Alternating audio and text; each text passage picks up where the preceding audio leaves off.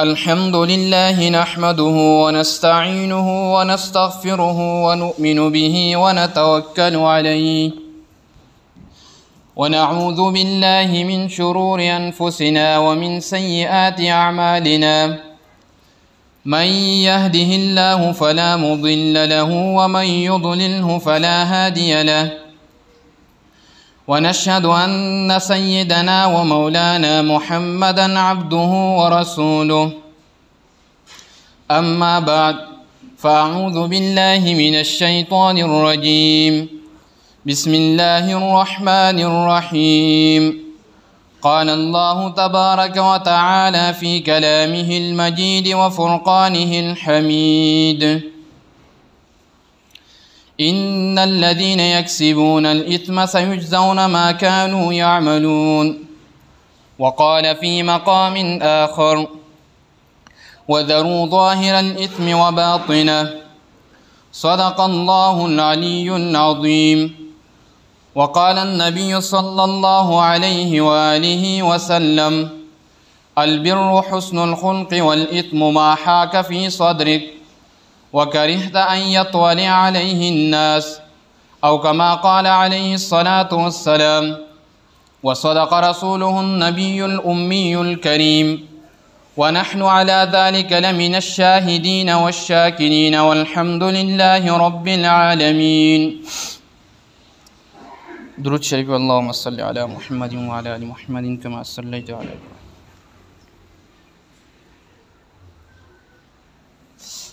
محترم مسلمانانو، ما ستاسو مخته د قرآن کریم د آیات یو معمولی حصہ وذروا ظاهر الاثم وباطنه تلاوت کړه. الله تعالی پاک فرمایي دی آیات کې چې تاسو پرېږدئ د ګناهونه، ظاهري ګناهونه و باطنه او پټ ګناهونه. اوس ګناه څه ته وایي؟ نو حدیث شریف کې راځي کہ البر حسن الخلق. یو صحابی حضرت نواس بن سمعان رضی اللہ تعالی عنہ د نبی علیہ السلام نه یو ځل تپوس وکړو چې نیکی څه ته وایي او ګناه. نبی علیہ السلام فرمایي چې البر حسن الخلق، نیکی چې دا نو دا ښه اخلاق. ښه اخلاق دا چې انسان د اخلاق رذیلو نه، د غلطو کارونو نه، د حسد نه، د بدنظرۍ نه، د غیبت نه، د چغلۍ نه، د څومره غلط کارونه دي د دې نه ځان وساتي. نو دا ښه اخلاق دي. نو نیکي ښه اخلاق دي. والاسم د ګناه څه ته وایي؟ والاسم ما حاک فی صدرک. ګناه دا ده چې ستا د زړه کې دننه د هغې نه ته تنګتیا دې محسوسې، ستا زړه تا ته وایي چې یاره ګناه دې وکړه، دا کار دې غلط وکړو. وکرهت ان یطلع علیه الناس، او ته دام بده ګڼې چې دا کم کار زه کوم، یعنې ګناه دې ته وایي چې دا انسان دا بده ګڼي که دا خلک خبر شي نو دا خلک به وایي چې دا څه وکړو، دا لا د څنګه کار وکړو، یا دا خلک مې وایي وایي به دا څنګه کار کوي، نو دقه ګناه ده. لیکن اوس یو انسان به دا پیژني څنګه چې دا ګناه ده او دا نیکي ده. نو دې دپاره د ګناه او د نیکۍ د پیژندلو دپاره علم، هغه علم چې دی پې ګناه او نیکي وپیژني.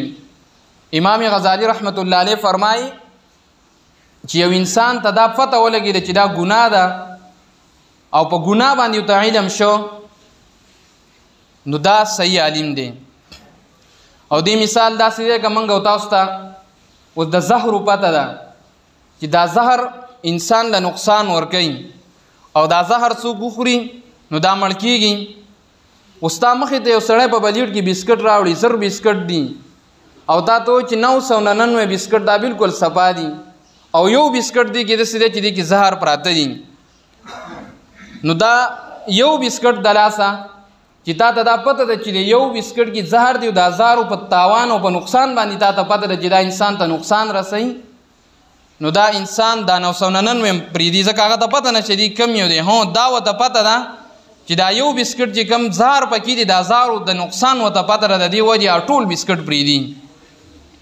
همدغه شان د مار د چیچلو د نقصان د منګو تاسو خبري یو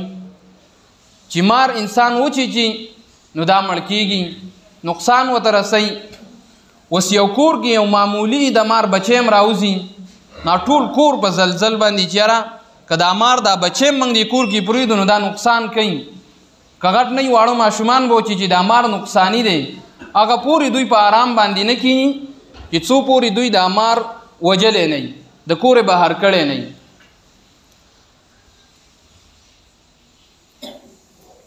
او درم یو خدا چې انسان د ظاهر په نقصان باندې څنګه خبر دی او دویم دا چې دا انسان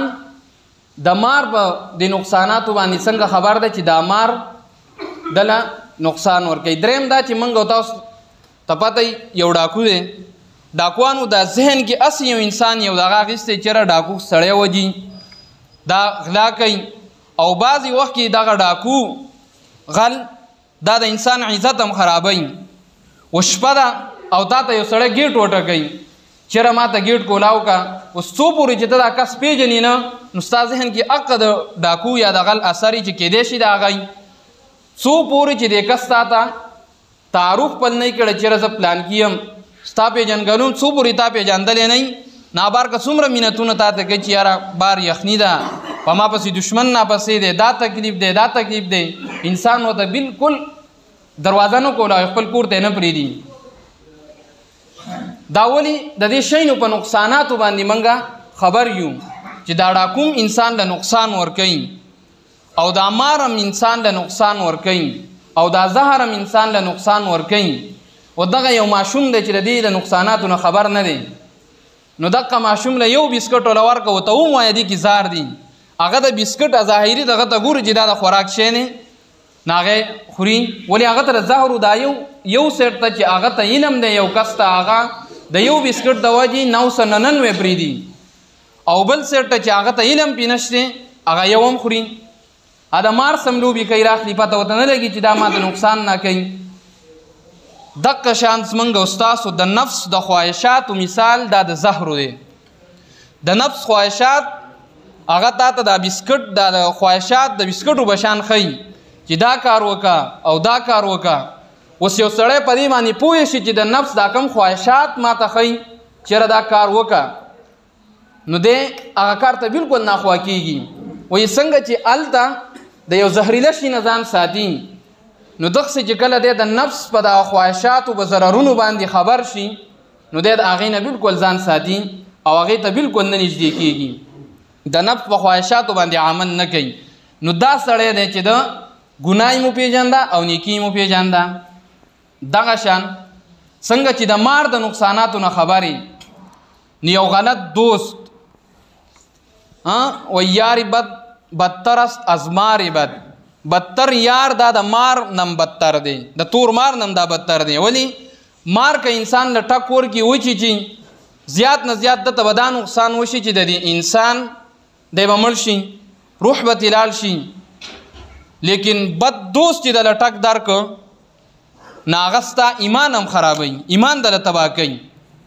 بلکه بد دوست دا د شیطان نم زیات دی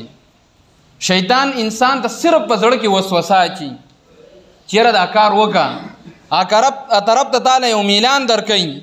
وسوسې ته صرف هغه طرف ته تاله وسوسې زړه کې اچي لیکن یو بدتر یار یو بد یار هغه بالکل تا د لاسه نیسي او هغه ځای ته دې رسوي چې راشه دا کار وکړه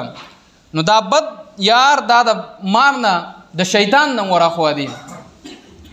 او څنګه چې یو انسان یو ناشنا کس ته د ډاکو د یاري نه د خپل کور ګیټ نه کولاوي نو دقه شان یو مسلمان او یو ایماندار سړی د خپل زړه ګیټ شیطان ته نه کولاوي ولی شیطان په دې زړه ته بالکل متوجه د انسان ناست دي چې څه ټیم هم دا انسان غافل بیا مونی و دی ورته زړه کې وسوسه اچي دا خپل سون ورته وردننه کوي چې څه ټیم هم دی غافل بیا مونی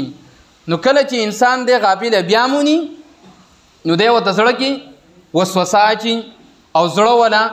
غافل کوي او په ګناه باندې اخته کوي نو یو انسان څنګه د ډاکو نه ځان ساتي انسان څنګه د زهرو نه ځان ساتي او یو انسان څنګه د مار نه ځان ساتي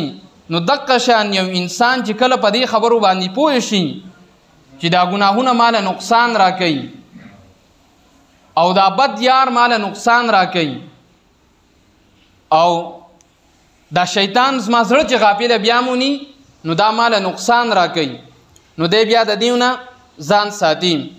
او محترم مسلمانانو کله چې یو انسان نیکی کوي او د ګناه کوي نو څنګه دا ګناه چې دا پشان د یو ګن دی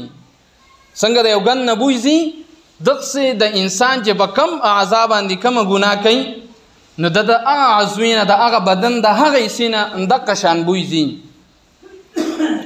او د دې حدیث شریف کې راځي چې کله یو انسان دروغ وایي دروغ د ژبې ګناه ده نو کله چې دی دروغ وایي نو د دسه چې کمې فرشتې ورسئ د دروغ د خولې نه داسې بوی روان شي چې دا ته ډېر لرې پورې ځي فرشتې ولې هغوی ته د دې بوی د وجې نه ډېر زیات تکلیف کېږي. نو پته ولګېده چې کم انسان په کم عصو باندې کومه ګناه کوي نو د دغې نه د دې انسان د عضو نه بوی ځي او دغه بوی کله کله فرشتو ته محسوسیږي په دنیا کې لکه دغه دروغو مثال او یا کله چې یو انسان د مرګ وخت رانږدې شي او دی مري دله د مرګ فرشته راشي ملک الموت نو د دې څخه نورې فرشتې راځي او دا نورې فرشتې د انسان دا یو اندام بوی کوي لکه څنګه موږ او تاسو ترکارۍ معلومات کو چې یاره دا څښا ده او که صفا ده نو لږې پوزې ته رانږدې کي اوس معمولي د هغې نه ورته پته ولګي چې بوی ته کله ځي یاره د ترکاري خرابه ده ترکاري خرابه ده. همدغه شان دا فرشتې د انسان دا یو عضو بوی کوي چې کله د عضوې نه د اندام نه د ګناه بوی راخیږي نو الله دې موږ او ستاسو حفاظت وکړي. دغه ځنکدن کې به فرشتې بیا ول پټایي شروع کوي وهي سزا د روح بیا ډېر په تکلیف باندې وځي. او ډېر اولیاء الله ته د الله نیکانو خلکو دغه د ګناه د بوی یا دغه اثر د ګناهګار سړي په هغه بدن باندې ښکاري نیک سړي ته ښکاري الله پاک یې ورته ښیي. لکه د حضرت عثمان ذو النورین رضی الله تعالی عنه د مجلس ته یو کس راغی او هغه په لارې صرف بدنظري چارته کړي و بدنظري غټ جرم. نو حضرت عثمان رضی الله تعالی عنه چې هغه ته کله وکاته نو هغه وی څه شوي دي خلکو له چې موږ ته داسې داریک را روان دي او د دوی د سترګو نه زنا راڅڅېږي زنا بدنظري کول دا د سترګو زنا ده. نو څه شوي دي خلکو له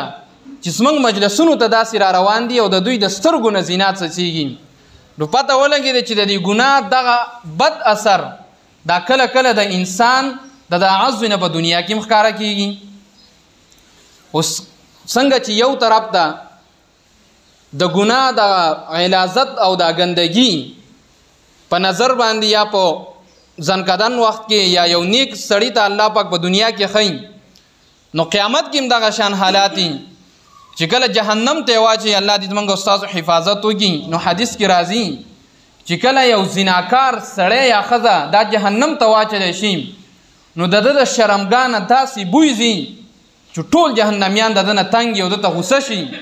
چې دا ته څه مردار بوی د نظیم موږ ستا نه تنګ رالو. دا د هغه ګناه اثرات چې دنیا کې هم د ده نه ظاهرېږي او آخرت کې هم دقه مردار یا ګند بوی د ده نه ځي. او چې کله یو سړی نیکی کوي دی خوشبوداره دی نیک دی نو د بدن نه بیا د نیکۍ هغه اثرات او خوشبو ځي. نبی علیہ السلام صلی الله علیه و آله وسلم د هغه د بدن مبارک نه چې کومه خوله مبارک اتله نو هغې به دومره خوشبو کوله چې یو زنانه د حضرت ام سلیم رضی الله تعالی عنها هغې به د نبی علیہ السلام هغه خوله مبارکه په یو شیشه کې به راغونډوله او عطرو کې به ګډوله او دغه عطرو به د خولې مبارکې د وجې نه انتهایی خوشبو کوله. او راځي کتابونو کې چې د یو صحابي د لور واده او خوشبو وسنوه نو د نبی علیہ السلام د خولې مبارکې هغه قطرې بدن پورې د خوشبو په ځای ومګلي دومره خوشبو بیا د هغوی د ټول کور نه تله چې مدینه کې دا کور د خوشبو په کور باندې مشهور شو. او حضرت عمر فاروق رضی الله تعالی عنہ فرمایي چې د حضرت ابوبکر صدیق رضی الله تعالی عنہ خوشبو کان ریح ابي بکر اطيب من المسك. د حضرت ابوبکر صدیق رضی الله تعالی عنہ چې د ګناهونو نه ځان ساتلیو، د ګناهونو نه مکمل ځان ساتلیو، داغه د بدن خوشبو دومره وا چې دا د مشک او د عنبرو نه زیاته وه. یو بزرگ باره کې راځي د هندوستان کې خواجه مشکی رحمت الله علیه، د ټول بدن نه به خوشبو تله، بدن نه به خوشبو تله. چا دې تپوس وکړئ ته کوم عطر استعمالوې چې ستا د ټول بدن نه خوشبو راځي، ستا د کپړو نه خوشبو راځي؟ هغه وایي زه خوشبو نه استعمالوم. نو دا وجه څه ده؟ هغه بیا ورته خپله واقع کوي چې زه په یو لارې باندې تېرېدم او یو بوډۍ زنانه یو ګیټ کې ولاړه وه او ما ته وایي چې ته دینداره شان ښکارې نیک او دننه یو بیمار دی راشه دا دم که. وایي زه دننه وتم، ما وایي چې رښتیا به بیماري ورلم. وایي چې زه څنګه شوم هغې ګیټ تاله کو او دې کې دننه د کور هغه مالکه چې کومه وه دا اوس نوکره وه هغه راښکاره شوه. وایي ما ته ویل چې بیمار نشته، خو ته ما دې له به دې وزر راتلل نه کوي چې ته په دې لارې باندې تېرېږې، ما تا ته ډېر زړه شوی. ما نه وایي د ګناه مطالبه وکړه، ما انکار وکړو.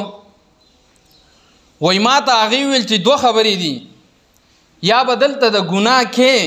خامخا به دا کې او که دا نه نو دلته به شور جوړ کړم، خلکو ته وایم چې زما کور ته ما پسې راننوتی به خلکو به دې سنګسار کړم. دی و زړه کې راته الله یو خبره واچېده. وایي ما ورته ویل چې داسې چل وکړه چې ما ته بیت الخلا راوښیه، ما ته بیت الخلا نه فارغ شم بیا به ګورو. نو د هغې دا مطلب شو چې بس دی ما ته تیار شو، اماده شو. وایي بیت الخلا ته لاړم او بیت الخلا کې چې څومره ګند و دا ټول ما په ځان پورې وصول او ټول ځان مې پې ګنده کو. و چې بار راووتم هغې چې ولنم یا خو لیونی دی، ټول ګند ټول بدن نه خوشبو ځي، دا ګند نه بدبو تې ځي. وایي هغې وایي چې دا لیونی دی، دا ما نه بلکل کرکه وشوه. وایي چې دا بار کا. وایي زه بار راووتم. وایي بار رالم ما ویل چې ما نه خو بدن نه خو به دا بدبودار ګند په ځان پورې وسلی د بیت الخلا. نو زه غسلخانې ته لاړم او سره د کپړو مې ټول ځان وینځم، ما وایي چې خلکو باندې به خو دا بدبودوی ورځي. هغه ورځې نه وایي زما د بدن نه دا خوشبو روان شوې، الله والا بدبوی په خوشبو بدل کړه. ولې خپل ایمان یې بچ کو، د ګناه نه ځان وساتو او خپل نوم یې دا نه. خواجه مشکي دا زه وایم چې مشک شانبوی به ترې راتو، د ګناه نه ځان ساتلی و. او محترم موږ او تاسو که سوچ وکړو دا بعضې شی چې کله یو ځای کې محفوظ کېدي نو د دې کې قدرتي یو اثر دا چې دا خپله په دې کې یو داسې اثر چې دا څښاکېږي په خپله باندې. بعضې ترکارۍ دغه شان اثري او بعضې شی داسې چې دا د کلونو پورې ته کېده دا نه څښاکېږي. دا کم شي په بدن کې یا په هغه په ذات کې چې دا جراثیمي دا اثر د ګندګۍ دا قدرتي څښاکېږي. همدغه شان چې د یو کس په جسم کې د ده په یو اندام کې د ګناه اثري او دا قبر کې ته کله کېدي نو دا څښاکېږي. د ده هر بدن دا به ریزه ریزه کېږي، څښا شي. ولې هغه اثر یې د ځان سره چینجو وړی، هغه اثر یې د ځان سره بدن کې به چینجي کېږي، بل څه خو پکې نه کېږي. او څنګه ته یو خوشبو یو کاله پورې ته په یو ډکن کې کېده، 2 کاله کېده، کال پسې هم راوړه هغه شان خوشبو به کوي. همدغه شان چې کم انسان د ځان سره قبر ته نیک عمل وړی، د په بدن باندې نیک عمل کړی، د هر اندام نه نیک عمل اخیستی، نو دی بس ځان څخه قبر ته صحیح سالم بدن به وړي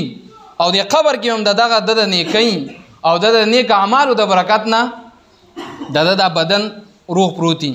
حالانکه قبر کې چې یو انسان کېدي دا غز قبر اگر ریزه ریزه کوي. حضرت عمر بن عبدالعزیز رحمت الله علیه دا د 5م خلیفه راشد وایي، د خپل د حکومت کې د خلفای راشدینو هغه څومره یادګارونه او څومره ترتیب چې هغه واپس جاری کړ، ځکه د 5م خلیفه راشد وایي. او د چې کله خلیفہ شو نو د کور نه چغې شروع شو، ناڅاپه به ټول کور په جړا شو. بار خلکو وویل چې اخو بادشاه شه اوس خلیفہ شه د مسلمانانو، څه چلو شه بیا مړ شه، ځکه د خلیفہ د کور نه بادشاه شه چغې ترې را روانې دي او ډېرې تیزې چغې. نن سبا خو چې څمنګه څوک معمولی کونسلر هم شي الله دې رحم وکړي نو نغارو ولا راولو کوڅې په سر راغی چې کور خو پرې ټوله کوڅه په سر راوالو کونسلر شوی دی سیټي ګټلې دی کوي که داسې نه کوي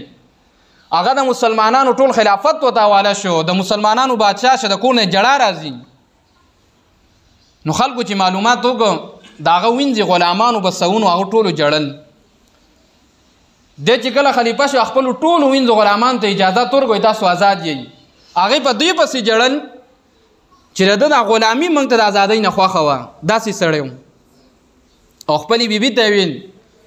ویل زه د مسلمانانو بادشاه شو نو ستا پرېږدمه پرې به دیدم هغې ویل ولې مې پرېږدي وی ځکه دې پرېږدم چې زما ته د مسلمانانو یو ذمواري په غاړه باندې راله او زه دغه ذموارۍ کې دومره نشم فارغېدی چې زه ستا حق م ادا کړم ځکه ما ته د مسلمانانو حقونه دي د مسلمانانو ذمهداریانې ما څه دي د هغې ذمهدارۍ څه دا زه نشم ادا کولی ستا حق نو دې وجې زه تا پرېږدم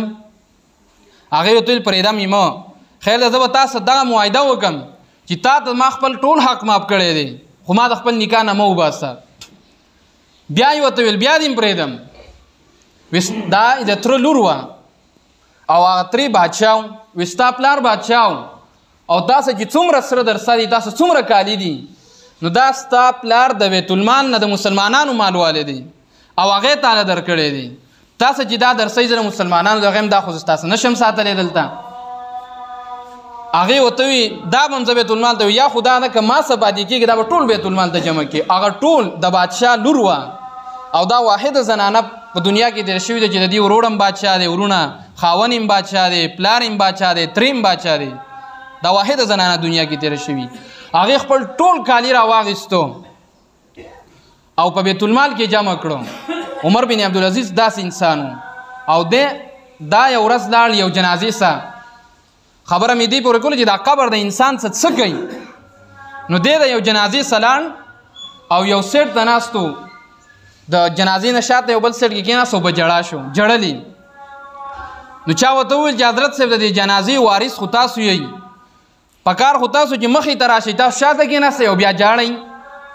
هغې ویل زه په څه باندې جاړم تاسو ته پته شته زه جاړم په څه نو خلکو تپوس وکړئ جړا باندې په څه ده وی د قبر ما سه هم کلامي وکړه ما سه خبرې وکړې د قبر ما سه خبرې وکړې زه په هغې باندې جاړم نو قبر د څه خبرې وکړې وایي د قبر ما ته وویل چې ته ما نه تپوس نه کوې چې دا مړی را روان دی دې څه څه کوم د دې مړي څه زه څه کومه چې دا ما ته را روان دی نو ما ورته ویل چې ما ته ووایه څه وسه کې وایي راته ویل چې دا مړی کله ما ته راشي او دلته یې کېدي د ټولو نه اول زه د غوښه د بدن نه پاکه خورم اول یې غوښه خورم او د هغې نه بعد بیا د ګوتو دا بندونه ولې جدا جدا کم دا تې وخورم پاک یې کم او د هغې نه بعد بیا د لاس د مړوند نه جدا کم دا سیډ نه جدا کم بیا د دا مړوندونه زه د بدن نه دا ټول بدن یې بیا جدا جدا کم او اخره کې د ټول هډوکې هم زه وخورم زه د صدا عمل کوم قبر وایي زه وصدا عمل کوم لیکن محترم مسلمانانو اکثر بعضې تاسو به اورېدلي واقعات چې داسې مړي شته چې هغه په سونو کاله باندې هغه په قبر کې صحیح سلامت پروت دي د هغې وجه صحیح چې هغه دغه چې د په دنیا کې ځان د ګناه نه ساتلی په دې خپل بدن باندې دغه ګند نه وړی قبر ته هغه ګند نه ځان صفا کړی نو دی چې قبر ته لاړ شي دا صفایي و موږ او تاسو که سوچ ګڼئ بعضې وخت یو لوښي کې ترکاري څښا شي نو د هغه لوښي نه هم دغه ترکارۍ ګند بوی راځي څوک یې پوه ته نږدې که هغه ترکاري ته کې بیا هم ترې بوی راځي همدغه لوښی دی او په صابون باندې ونځه صفا یې ونځه لږ ساعت بعد به دې نه هغه صابون یا صفا بوی به ترې راځي اوس دغه شان یو انسان خطاکار دی کمزوری دی او دی توبه وباسي او په صدق دل سره دی ګناه نه دی توبه وباسي او ځان د دې ګناهونو نه نور وساتي نو حدیث کې راځي التائب من الذنب کمن لا ذنب له چې ګناهګار چې دی کله توبه د ګناه نه وباسي نو دا داسې دی لکه ده چې بلکل ګناه کړی نه وي لکه تاسو ته مو چې دا لوښی چې کله ته ونځې بیا دا اثر پرې نه ښکاري چې دې کې مخکې ملا د بوی اثرو دغه ښه ترکاری وه ورته تا وینځو به دا صفا شو. همدغه شان د دې ګناه نه تا په توبه باندې ځان وینځو خپل بدن دې ته وینځو که ته قبر ته هم لاړې انشاءالله هلته به مې الله پاک تا محفوظه وساتي صفا دې ځان ویوړ لکه دغه لوښی چې څنګه صفا شو په دې توبه باندې. خو توبه چې توبه هم توبه وي توبه چې دا توبه وي شریعت غواړي دا چې دا انسان دا د ګناه نه ځان بچ کړي د ګناه نه ځان بچ کړي. دا نه ده چې یو انسان دې اوږده نفلونه کوي او دی تسبیح ډېرې اړوي. شریعت څه وایي ان او دا ولی نه چې یو سړی ډېر تسبیح اړوي ډېر نفلونه کوي. ولی څوک دی؟ قرآن وایي ان اولیاؤه الا المتقون. دا الله تعالی ولی دا دی چې دی د ګناه نه ځان ساتي. تقوا څه ته وایي؟ د څه نه کول یعنی د ځان د ګناه نه ساتل ځان د ګناه نه ساتل. اوس یو سړی نفلونه هم کوي او دا ذکر اذکار هم ډېر کوي قرآن تلاوت هم کوي خو دی ورسره ګناه هم کوي او بل سړی دی هغه دا هېڅ هم نه کوي دی د ګناه نه صرف ځان ساتي. نو د دې داسې مثال دی لکه یو غټ بالټی د یو ټوټۍ لاندې پروت دی او دا پیپ نه ورته معمولي څاڅکې راځي. اوس دا بالټی مکمل روغ دی خراب نه دی پرخ پکې نشته. دا یو قطره راځي ډېر وخت بعد په دې یو قطره دا بالټی ډکېږي. او بل سیټ یو وړک لوټه ده او دا دې پیپ ته کولاو کړه غټ پیپ تیز ورته را روان دی لیکن دا لوټه لاندې سوری ده بره راځي لاندې به تیوځي. همدغه شان که یو سړی ښه عبادت هم کوي او دی ذکر اذکار هم کوي نفلي روجې هم نیسي ښه نیک عملونه کوي لیکن ځان د ګناه نه ساتي نو دقه د لوټې مثال یې بره ورته ښه تیز پیپ راخلاص کړه لاندې ورته بیا رواني. او یو انسان دا هېڅ هم نه کوي فرایض ادا کوي د ګناه نه ځان ساتي نو د مثال دغه بالټي دی یو ځل یو څاڅ کې به درته رارواني دی به ځان څه جمع کړي. نو محترم مسلمانانو موږ او تاسو له دا پکار دی چې یو انسان سار کې پاڅي چې دی د ځان صدا نیت وکړي. خواجه ابوالحسن حرقاني رحمت الله علیه فرمایي چې کله یو انسان یو ورځ هم داسې تېر کړه چې بالکل ګناه ونه کړه دا داسې د کوی د نبي علیه السلام وخت دا ورځ تېره کړه. او که یو ورځ داسې موږ او تاسو تېره کړو چې بالکل به څه ګناه ونه کړو نو انشاءالله د قیامت پر ورځ دغه یو ورځ به الله پاک موږ او تاسو په کار راولي. خو چې سړی دا کوشش وکړي چې سار دی پاسي او د ځان صدا نیت وکړي چې نن به د سترګې ګناه زه نه کوم د سترګې ګناه به زه نه کوم. موږ او تاسو نن که ګناهونه نه کوو ګناه الله دې رحم وکړي موږ ته موقع نه میلاوي کړي. زموږ بزرګان مشران اولیاء کرام داسې تېر شوي چې هغوی ته موقع میلاو شوي د ګناه یې نه ده کړي. د تابعینو کې د یو حالات کې راځي چې دا یو عیسایي بادشاه قید کوي یو تابعین او هغه وجه نو دا هغه بادشاه ته وزیر وي چې دا مړ کوم دا ډېر بهادر سړی دی څه چل پې وکړه چې دا زموږ دین ته راواوړي او دا بیا به د خپل فوج مشر کو دا سړی که موږ سره راغی موږ به ډېره ترقي وکړو. نو هغه ورته ډېر لالچونه ورکوي بادشاهي به درکړو. نو هغه تابعین خبره نه منله. بادشاه ډېر پریشان و. یو ځل د لور تپوس کوي ولې پریشان یې وایي داسې مسله ده. لور ورته وایي دا به له زه دوکه کړم زه به دې دین ته راواړم. هغه به تابعي یو کوټه کې بند کو او دا جنۍ به ورته راتله او دی به ښه ځان تیاراو را تیاراو دې خوا ته به راتله خوراک مراک به راوړ دله به راتلو 40 ورځې ورته راله او 40 ورځې ورته دې بزرګ ورته داسې نیغ هم نه دي کتلي نظر یې ورته نه دی کړی. 40 ورځې بعد ورته جنۍ وایي چې یاره ته انسان یې که ته سې